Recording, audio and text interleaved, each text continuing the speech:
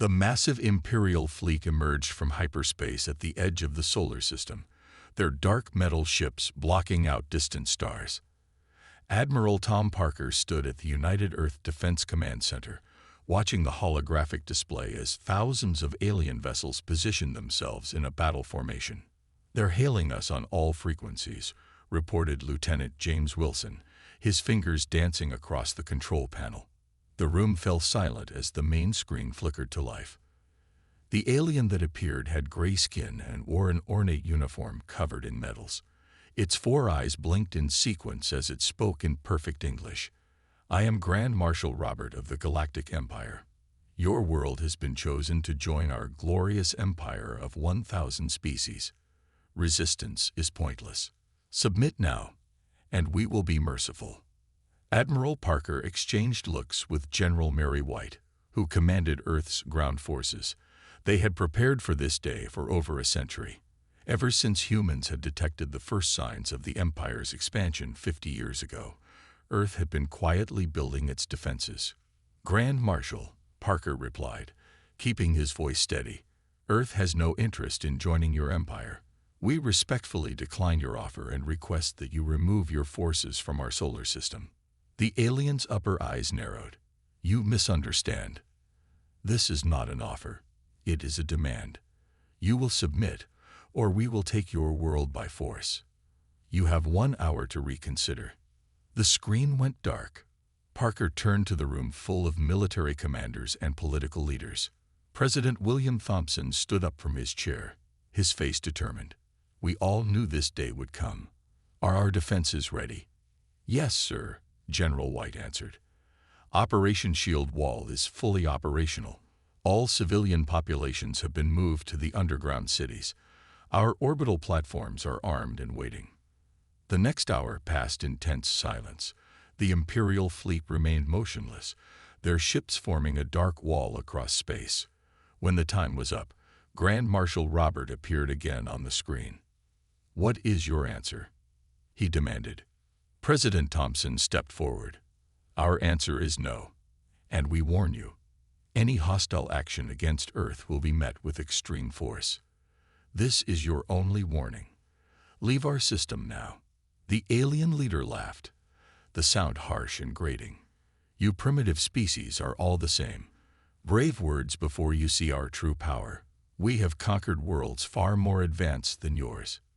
Your defenses are nothing to us." "Perhaps," Thompson replied calmly, "but you might want to scan our system more carefully before you make assumptions about our capabilities." The Grand Marshal's face twisted in anger. "You have chosen destruction. We will take your world, and your people will serve the Empire as slaves." The transmission cut off. "They're moving," Lieutenant Wilson reported. 500 ships breaking formation, heading toward Mars orbit. Parker nodded. "Just as we predicted. They'll try to establish a forward base on Mars first." He turned to President Thompson. "Sir, requesting permission to activate defensive measures." "Permission granted. Show them why Earth is not to be underestimated." Parker pressed his palm against the command console. "All stations, this is Admiral Parker. Operation Shield Wall is now active. Engage Protocol Alpha." Across the solar system, hidden installations came to life. On Mars, automated defense platforms emerged from beneath the red soil. In the asteroid belt, stealth satellites powered up their weapons. And in Earth orbit, the quantum defense grid hummed to life, invisible but deadly. The Imperial ships never knew what hit them. The first wave of their fleet crossed the Mars orbital line, and space lit up with energy beams. Within minutes, 100 alien ships had been reduced to drifting debris. On the command screen, they could see the Imperial fleet reeling in shock. Grand Marshal Robert's face appeared again, this time with fear in all 4 eyes. "Impossible. Your technology. You couldn't possibly. We've been watching you for 50 years, President Thompson said quietly. "Did you think we would be unprepared? This is your final warning. Leave our system, or face the consequences." The remaining Imperial ships began to retreat, their formation broken. As they fled toward the system's edge, Admiral Parker allowed himself a small smile. Humanity had just announced its presence to the galaxy in a way the Empire would never forget. "Send word to our off-world bases," Parker ordered. "Tell them Phase 2 begins now. The Empire needs to learn that Earth is not just another conquest. We are the force they should have feared all along." The first battle was over, but everyone in the command center knew this was just the beginning. The Imperial command ship shook as another volley of Earth's quantum missiles struck their defensive shields. Grand Marshal Robert gripped his command chair, watching in disbelief as his mighty fleet scattered before the human counterattack. "Impossible," he roared. "How are they blocking our scans? Where are these attacks coming from?" His tactical officer, pale with fear, studied the displays. "Sir, we're detecting energy signatures throughout the entire asteroid belt. They've turned it into a massive weapons platform." Back on Earth, Admiral Parker watched the battle unfold with grim satisfaction. The massive holographic display showed the Imperial fleet's desperate attempts to regroup. Humanity's centuries of preparation were paying off. "Launch Phase 2, Parker ordered. "Show them what our stealth ships can do." Across the solar system, hundreds of hidden warships suddenly appeared. They had been there all along, concealed by technology the Empire had never encountered. These ships were smaller than the Imperial vessels, but far more advanced. "Sir," Lieutenant Wilson called out, "the Empire is attempting to open hyperspace portals. They're trying to bring in reinforcements." President Thompson nodded to Admiral Parker. "Activate the hyperspace disruptors." As the Imperial ships attempted to create hyperspace windows, they found themselves trapped. The carefully hidden human technology prevented any faster-than-light travel within the solar system's boundaries. "Fascinating," said Dr. Emma Wells, Earth's lead scientist for alien studies. "They really believed we were primitive. They never even considered we might have been studying their technology for decades." The Empire's response was predictable. They launched a massive assault on Earth itself. 10,000 ships moved toward the planet, their weapons charging. Grand Marshal Robert's voice boomed across all frequencies. "You leave us no choice. We will reduce your cities to ash." Admiral Parker smiled. "Release the nanite swarms." Clouds of microscopic robots emerged from hidden bases on the moon. They swarmed toward the Imperial ships, slipping through their shields as if they weren't there. Within minutes, the mighty vessels began losing power as the nanites disabled their systems. "Their weapons are shutting down," General White reported. "Their engines are failing. The entire attack force is dead in space." On the Imperial command ship, panic spread through the crew as systems failed one by one. Grand Marshal Robert watched helplessly as his mighty fleet drifted powerless in space. "How?" he whispered. "How did you develop all this without us knowing?" President Thompson's response was broadcasted to every Imperial ship. "We've known about your empire since you conquered the Proxima Centauri colonies. Did you think we wouldn't prepare? Earth has been ready for this day for 100 years." To demonstrate his point, massive orbital platforms emerged from their hiding places around Earth. Each one was larger than the biggest Imperial ships, bristling with weapons the Empire had never seen. "Your mistake," Thompson continued, "was assuming that because we stayed in our solar system, we were primitive. The truth is, we chose not to expand. We chose to build our defenses instead. And now do you know why?" The remaining Imperial ships that still had power began to retreat, but humanity wasn't finished with their demonstration. Admiral Parker gave the order to activate their gravity weapons. Concentrated beams of distorted spacetime reached out from Earth's defense platforms. Imperial ships caught in the beams found themselves pulled apart by forces they couldn't resist or understand. "We've spent decades studying your weaknesses," Parker explained to the horrified Grand Marshal. "Every flaw in your shields, every limitation of your weapons. We know them all." In the command center, Dr. Wells brought up a new display. "Look at these readings. They're trying to send out distress signals. Should we block them?" "No," President Thompson replied. Let them call for help. Let the entire Empire see what happens when they threaten Earth. The battle was ending. The once mighty Imperial fleet was in ruins, their surviving ships fleeing in terror. But this was just the beginning of humanity's response to the Empire's aggression. Admiral Parker turned to his staff. Prepare for Phase 3. It's time to show the Empire that we can do more than just defend our system. It's time to take the fight to them. The Empire had made a terrible mistake. They had awakened a sleeping giant, and now they would face the consequences. 2 weeks after the Empire's failed invasion, Earth was ready to unveil its greatest defense. In the command center, Dr. Wells stood before the world's leaders, explaining the technology they had kept hidden for decades. The Silent Shield, she said, pointing to the holographic display, is a complete barrier system that will protect our entire solar system. Once activated, nothing can enter or leave without our permission. Admiral Parker watched as technicians made final preparations. The massive energy collectors positioned around the sun hummed to life, drawing power directly from the star itself. Begin activation sequence, Dr. Wells ordered. Around the solar system, thousands of hidden satellites synchronized their quantum fields. A faint shimmer rippled through space as the barrier formed. Shield stability at 100%, Lieutenant Wilson reported. The barrier extends beyond Pluto's orbit. We have complete coverage.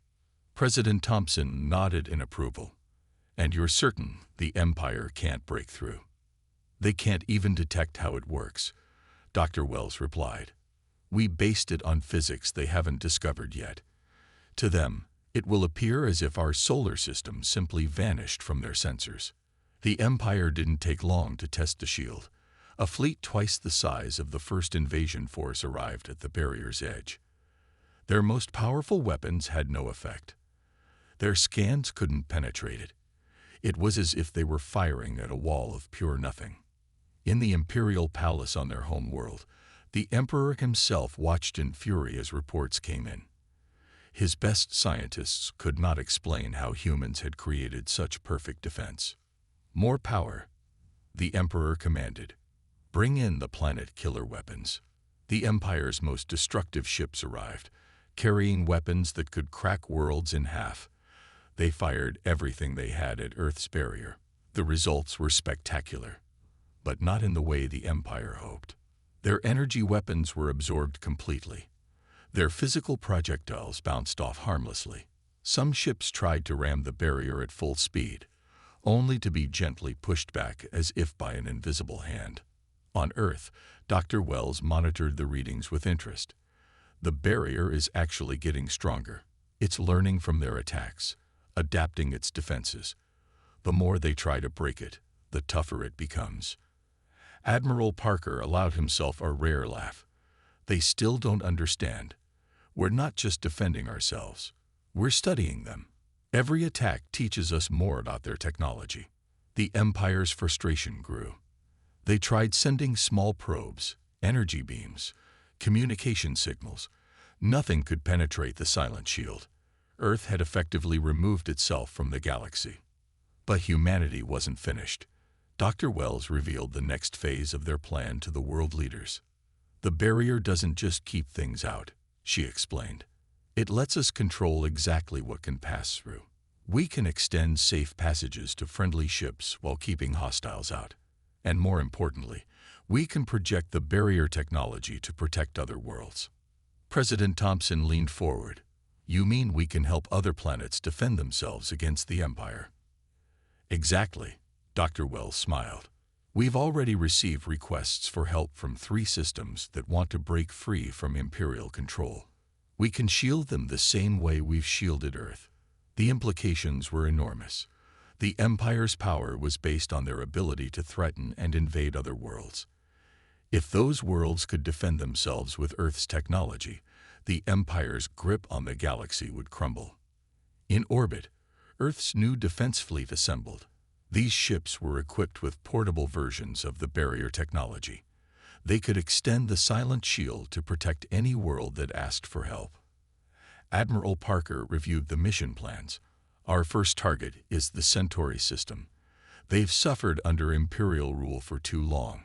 We'll show them how to defend themselves. The Empire realized too late what was happening. They had thought Earth was just hiding behind its defenses. Instead, humanity was preparing to change the balance of power in the galaxy.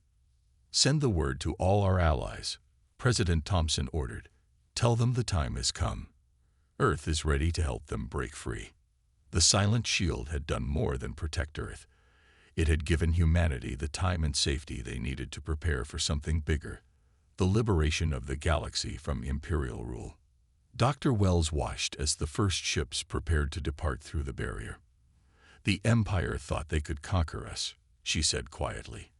"Instead, they showed us exactly how to defeat them." The Imperial Palace buzzed with angry voices as reports arrived from across the galaxy. The Emperor sat on his throne, watching his advisors argue as more systems slipped from their control. "Another sector has gone dark," announced the Imperial Intelligence Director. "The humans have extended their barrier technology to the Orion cluster. We've lost contact with 12 more worlds." The Emperor slammed his fist on his throne's armrest. "Send the diplomats. Offer Earth anything they want. We must stop this spread of their technology." On Earth, Admiral Parker and President Thompson reviewed the latest diplomatic message from the Empire. The offers were impressive: full autonomy for Earth, seats on the Imperial Council, access to their trade routes. "They still don't understand," Thompson said, shaking his head. "We don't want anything from them." The Imperial ambassador stood before Earth's United Council, making his final plea. "Surely we can reach an agreement. The Empire is willing to recognize Earth's independence fully." "Our independence isn't yours to recognize," Admiral Parker replied. "We're not interested in deals. We're interested in freedom, for everyone." Across the galaxy, Earth's ships moved quietly between stars, delivering the barrier technology to any world that wanted to break free from Imperial control. Most planets jumped at the chance. Dr. Wells had created a simplified version of the shield technology that could be operated by anyone. "Every world we protect weakens the Empire's grip," she explained during a strategy meeting. "Their control was based on fear. That fear is disappearing." The Empire tried everything to stop the spread of Earth's technology. They sent saboteurs, but the barrier detected them. They tried to bribe Earth's allies, but the promise of freedom was worth more than money. They even attempted to copy the technology, but it was beyond their understanding. Lieutenant Wilson monitored the Galactic communications channels. "The Empire's propaganda isn't working anymore. Too many worlds have seen that they can be free." One by one, entire sectors of space vanished from Imperial control. Protected by Earth's barriers, these systems declared their independence. The Empire's mighty fleets could only watch helplessly. "Send in the planet killers," the Emperor commanded in desperation. "If we can't control these worlds, we'll destroy them." But the Empire's worst weapons couldn't penetrate the barriers. Every failed attack only encouraged more worlds to seek Earth's protection. The Empire's reputation for invincibility was crumbling. In the newly freed Centauri system, Admiral Parker met with representatives from 50 liberated worlds. The meeting was held in open space, protected by the silent shield that now encased their star system. "Earth asks nothing in return for this technology," Parker explained to the gathered leaders. "We only require that you never use it to oppress others." The Empire's frustration reached new heights when they discovered their own outer colonies requesting Earth's protection. Entire Imperial fleets found themselves stranded as their base worlds activated barrier shields. "It's not just the technology," Dr. Wells observed. "We're showing them a different way to exist. No empire, no conquest, just mutual protection and respect." President Thompson received daily reports of new systems breaking free. The Empire's territory was shrinking rapidly as more worlds chose independence. "They're turning against each other," Lieutenant Wilson reported. "Imperial commanders are blaming each other for failing to stop us. Some are even requesting asylum." The Empire made one last desperate attempt to strike at Earth. They gathered their entire remaining fleet, 50,000 ships, for a massive assault on the solar system. Admiral Parker watched calmly as the Imperial Armada approached Earth's barrier. "Should we power up our weapons?" an officer asked. "No need," Parker replied. "Just watch." The mighty fleet reached the barrier and stopped. After an hour of futile attacks, they turned away. The Empire's greatest show of force had been defeated without Earth firing a single shot. In the Imperial Palace, the Emperor received the news of their failure. His advisors were silent, knowing their power was slipping away with each passing day. "How?" the Emperor whispered. "How did one primitive world do this to us?" The answer was simple, though the Empire couldn't see it. Earth had offered something the Empire never could: true freedom, without demands or conditions. Admiral Parker stood at his command post, watching the Imperial fleet retreat. "Send word to the next sector requesting our help," he ordered. "The Empire's grip on the galaxy is finally breaking." The revolution wasn't being won with weapons or battles, but with a simple offer: the power to say no to tyranny. The Great Hall of Earth's United Council was packed with representatives from hundreds of freed worlds. President Thompson stood at the podium, addressing the largest gathering of independent systems in galactic history. "Today, we formalize the Free Systems Alliance," he announced. "Together, we stand against tyranny and oppression. The Empire's days of conquest are over." Admiral Parker watched from his position near the stage as leaders from former Imperial worlds signed the Alliance Treaty. Each signature represented another system that had broken free from Imperial control. "The Empire's territory has shrunk by 70%, Lieutenant Wilson reported quietly. "Their own core worlds are beginning to question their leadership." In deep space, Earth's defense fleets escorted groups of refugee ships.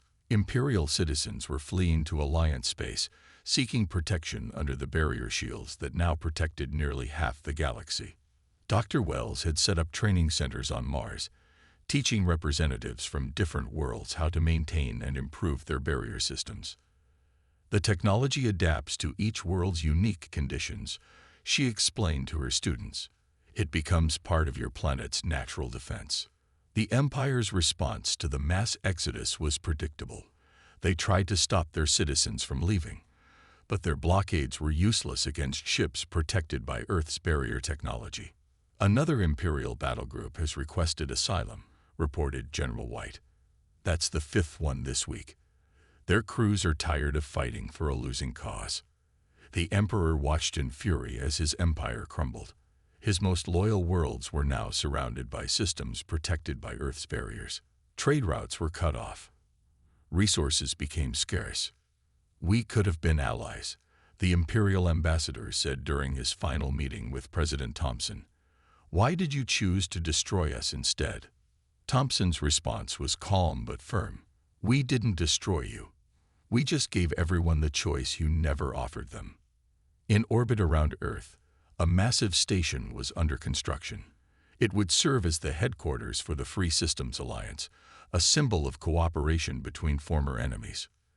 "The Empire never understood our strength," Admiral Parker said during the station's opening ceremony. "They thought power came from controlling others. We showed them that true power comes from working together." The alliance grew stronger each day. Worlds that had fought each other for centuries under Imperial rule now worked together, protected by their shared barrier technology. Dr. Wells continued to improve the shield systems. "The barriers are linking together," she explained to the Alliance Council. "Soon, we'll have a network that can protect entire sectors with a single shield." The Empire made one final attempt to maintain control. They threatened to destroy their own worlds rather than let them join the Alliance. The response came not from Earth, but from their own military. "Imperial High Command has surrendered," Lieutenant Wilson announced one morning. Their fleet commanders refused to attack their own people. The news spread quickly through Alliance space. The Empire, which had ruled for 1,000 years, had lost control of its own military. Their remaining worlds were requesting Alliance membership. President Thompson met with his advisors to discuss the development. "We don't want revenge," he reminded them. "Our goal was freedom, not conquest. The Alliance adopted a simple policy. Any world could join, including former Imperial centers, if they accepted the principles of mutual defense and respect for independence. Admiral Parker oversaw the integration of former Imperial worlds into the Alliance. Their technology is actually quite impressive, he noted. They just used it for the wrong purposes. In the former Imperial Palace, now converted into the Alliance's secondary headquarters, Dr. Wells installed the latest version of the barrier system. The shield's soft glow served as a reminder that the greatest power was the power to protect. The Empire's greatest fear came true. Wilson said, watching ships from 100 worlds dock at Earth's orbital stations, but not in the way they expected. We didn't destroy them. We made them obsolete. The Alliance became what the Empire never could, a true union of free worlds, each protected by Earth's technology, each maintaining their independence while working together. President Thompson looked out at the Earth below, its barrier shield shimmering faintly in the sunlight. The great reversal is complete, he said quietly. Now the real work begins, building a better galaxy for everyone. The Empire had wanted to conquer Earth. Instead, Earth had shown the galaxy a new way to live. Warning: you are approaching Earth's protected space. All unauthorized vessels will be automatically redirected. The message broadcasted continuously in every known language across the solar system's edge. Admiral Parker stood in the new Alliance Command Center on Mars, watching the massive holographic display showing thousands of green dots, each representing a world protected by Earth's barrier technology. Another smuggling attempt at the Kuiper Belt, Lieutenant Wilson reported. Automated systems have already turned them away. The solar system had become legendary across the galaxy, the forbidden zone where the Empire's power had first been broken. Now it served as the heart of the Alliance's defensive network. Dr. Wells supervised the latest upgrade to the system-wide barrier. We've expanded the shield's range another light year, she announced. No ship can even get close without our permission. The remaining Imperial loyalists had tried everything to penetrate Earth's defenses. They sent stealth ships, used experimental technology, even attempted to create artificial wormholes. Nothing worked. They still don't understand, President Thompson said during an Alliance meeting. The barrier doesn't just stop ships. It prevents any unauthorized entry into our space. The Empire's last desperate attempt at sabotage had backfired spectacularly. They had sent agents hiding in commercial vessels, but the barrier detected them instantly. Instead of stopping them, it gently redirected their ships to Alliance security stations. The barrier is teaching itself, Dr. Wells explained to visiting scientists. It learns from every attempted breach, making itself stronger. It's become more intelligent than we ever planned. In deep space, Alliance ships extended Earth's protective technology to more systems. The barriers linked together, creating safe zones that spanned entire sectors. Imperial space grew smaller each day. We're detecting unusual activity in the Orion sector, Wilson reported one morning. The last Imperial strongholds are fighting each other for control of their remaining resources. Admiral Parker watched the Empire's civil war from the safety of Alliance space. They're destroying themselves, he noted, all because they can't accept a galaxy they don't control. The Alliance Council passed new laws about Earth's protected space. Any ship approaching the solar system had to follow strict protocols.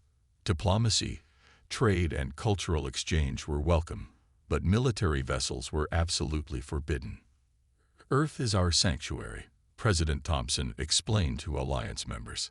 The heart of our defense network must remain absolutely secure. Dr. Wells continued improving the barrier technology.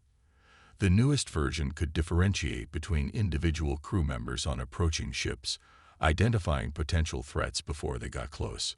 The Empire's remaining spies tried to sneak in with a refugee convoy, Wilson reported. The barrier identified them and quietly tagged their ships for security to handle. The Forbidden Zone's reputation grew. Stories spread about ships that tried to breach Earth's defenses, only to find themselves gently but firmly turned away. Some claimed the barrier could read intentions, allowing the innocent to pass while stopping those with harmful plans. "Let them tell their stories," Admiral Parker said when asked about the rumors. "The mystery of our defenses is itself a form of protection." The Empire's last attempt to map Earth's defenses ended in embarrassment. Their most advanced scout ships found themselves transported instantly to the edge of Alliance space, their computers wiped of all scanning data. "The barrier doesn't just protect us physically," Dr. Wells explained during a security briefing. "It guards our technological secrets, too. No one can understand how it works unless we choose to share that knowledge." President Thompson received daily requests from worlds seeking to join the Alliance. Earth's forbidden zone had become a symbol of hope, proof that even the most powerful empire could be resisted. "The Empire built its power on fear," Thompson told the Alliance Council. "We build ours on protection and respect. That's why they can't defeat us." Admiral Parker stood at his favorite observation post on Phobos, Mars' largest moon. From here, he could see the barrier's faint shimmer protecting Earth. The planet that had once been targeted for conquest was now the most secure world in the galaxy. "Send the daily reminder to all approaching ships," he ordered. "Earth's space is forbidden to those who don't respect freedom. But for our allies, our doors are always open." The Empire had tried to force their way into Earth's solar system. Instead, they had helped create something unprecedented. A truly impenetrable sanctuary that protected not just one world, but offered safety to an entire galaxy. 5 years after Earth's first contact with the Empire, the galaxy had changed beyond recognition. In the Alliance Command Center, Admiral Parker and President Thompson reviewed the latest reports from across known space. "The last Imperial holdout has surrendered," Lieutenant Wilson announced. "Their planetary council is requesting membership in the Alliance." The empire that had ruled for 1,000 years had finally crumbled completely. Not through war or violence, but through the simple power of choice. The choice Earth had given to every world to defend itself. "Begin integration protocols," Thompson ordered. "Treat them like any other new member. The past is the past." Dr. Wells had established training centers throughout Alliance space, teaching the fundamentals of barrier technology.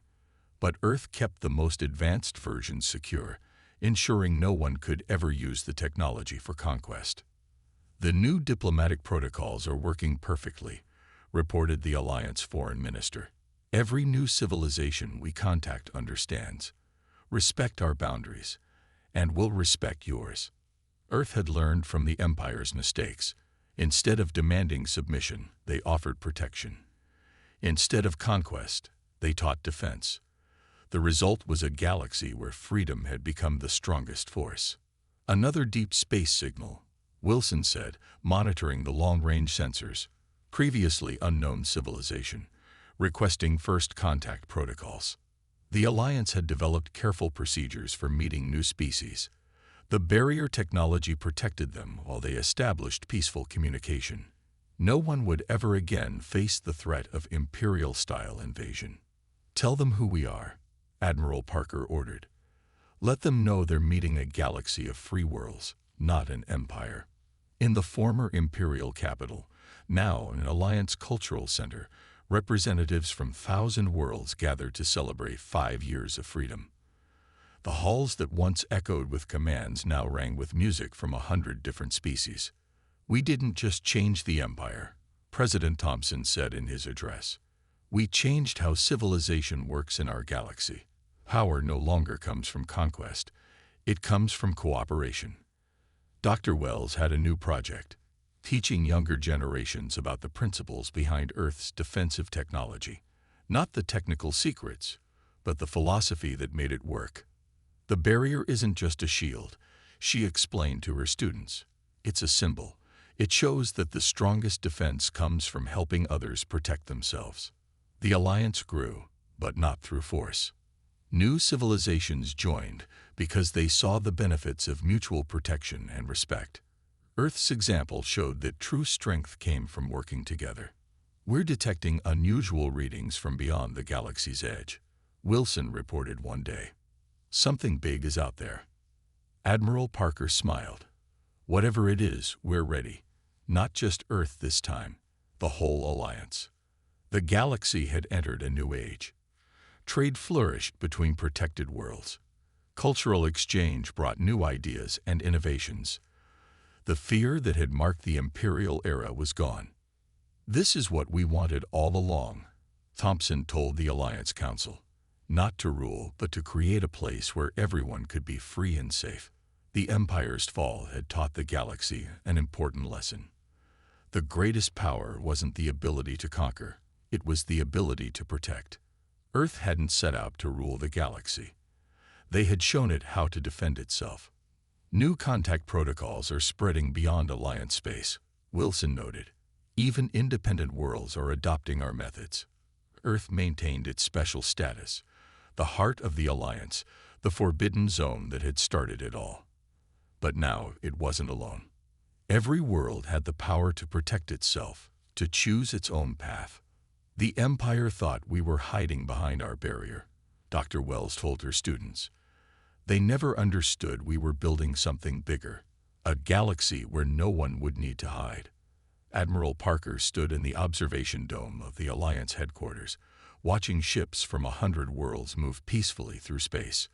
The barriers that protected them were barely visible, a faint shimmer in the starlight. "Send word to all Alliance worlds," he ordered. "The celebration of freedom begins at dawn." As the message spread across the galaxy, billions of beings looked up at their skies, protected by the technology Earth had shared. The Empire was gone, replaced by something stronger. A galaxy of free worlds, united not by force but by choice. "We did it," President Thompson said quietly, watching Earth's barrier glitter in the sunlight. "We showed them a better way." The new order was complete. The galaxy had learned that the greatest power wasn't the ability to conquer worlds. It was the wisdom to help them protect themselves.